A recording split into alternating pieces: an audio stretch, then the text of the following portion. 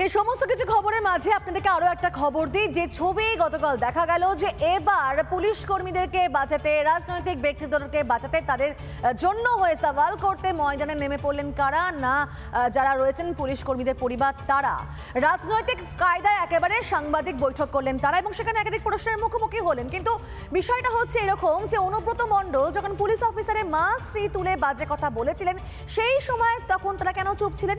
Republic প্রশ্ন করলো আর রিপাবলিকের প্রশ্নে মেজাজ হারালেন পুলিশ পত্নী, এমনকি উত্তর পর্যন্ত এড়িয়ে গেলেন। দেখো,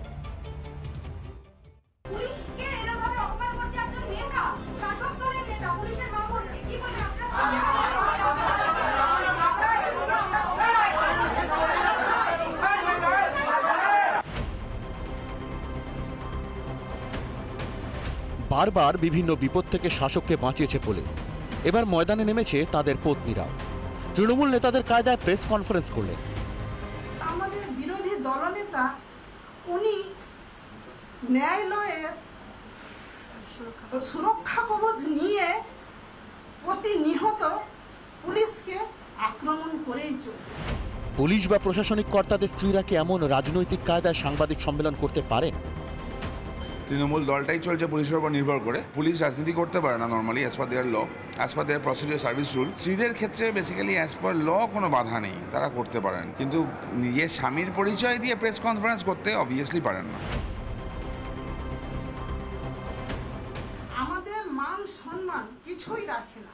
আমাদের ফ্যামিলির, আমার স্বামী, আমাদের ভাই, আমাদের ছোট ভাই, বড় দাদা সবাই রাস্তায় প্রতিনিয়ত ডিউটি করছে। কেউ জুতো খুলে দেখাচ্ছে ইউনিফর্ম পরা অবস্থায়, কেউ খারাপ কথা বলছে, কেউ বলছে পুলিশ তোমার বউ বিক্রি করো, কেউ বলছে পুলিশ তোমার মা বিক্রি করো। এগুলো মেনে নেওয়া যায় না। পুলিশের মা স্ত্রীকে তো যাচ্ছে তাই ভাষায় গালাগালি দিয়েছিলেন অনুব্রত মণ্ডল। এত কিছুর পরেও পুলিশের পত্নীদের দাবি তারা নাকি রাজনীতি করছেন না।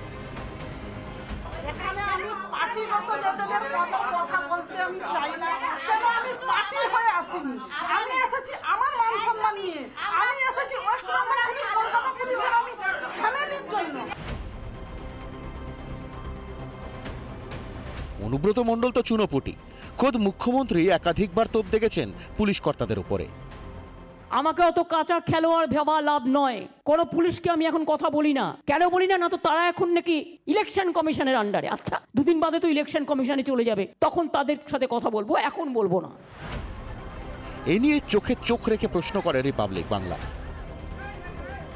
অনুব্রত মণ্ডলের সময় একজনের স্ত্রীকে বলা হয়েছিল, তখন চুপ ছিলেন কেন? এখন কেন অনুব্রত মণ্ডল নিয়ে প্রশ্ন করলে চুপ রয়েছেন? অনুব্রত মণ্ডলকে নিয়ে প্রশ্ন করলে কেন চুপ রয়েছেন? উনি কিছু বলবেন না। ভবানী ভবনে পুলিশ ওয়েলফেয়ার অফিসে নিয়ে গিয়ে ট্রেনিং দিয়ে ওদের পাঠিয়েছিল, দিয়ে উঠে পালিয়ে গেছে ছুটে। অভয়া নিয়ে প্রশ্নের উত্তর নেই। হুলিয়ানে কেন বেঞ্চির নিচে ঢুকে গেছিল তার উত্তর নেই।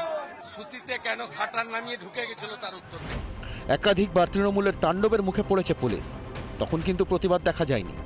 এখন প্রতিবাদের নামে শাসকের ঢাল হয়ে দাঁড়িয়েছেন পুলিশ পত্নীরা। কার নির্দেশে, কার অনুপ্রেরণায়? রিপাবলিক বাংলা। নানা ধরনের কন্টেন্ট দেখার জন্য লাইক করুন, শেয়ার করুন আমাদের ফেসবুক পেজ, সাবস্ক্রাইব করুন আমাদের ইউটিউব চ্যানেল। পাশাপাশি অন্যান্য ব্রেকিং নিউজের জন্য অবশ্যই চোখ রাখুন রিপাবলিক বাংলায়।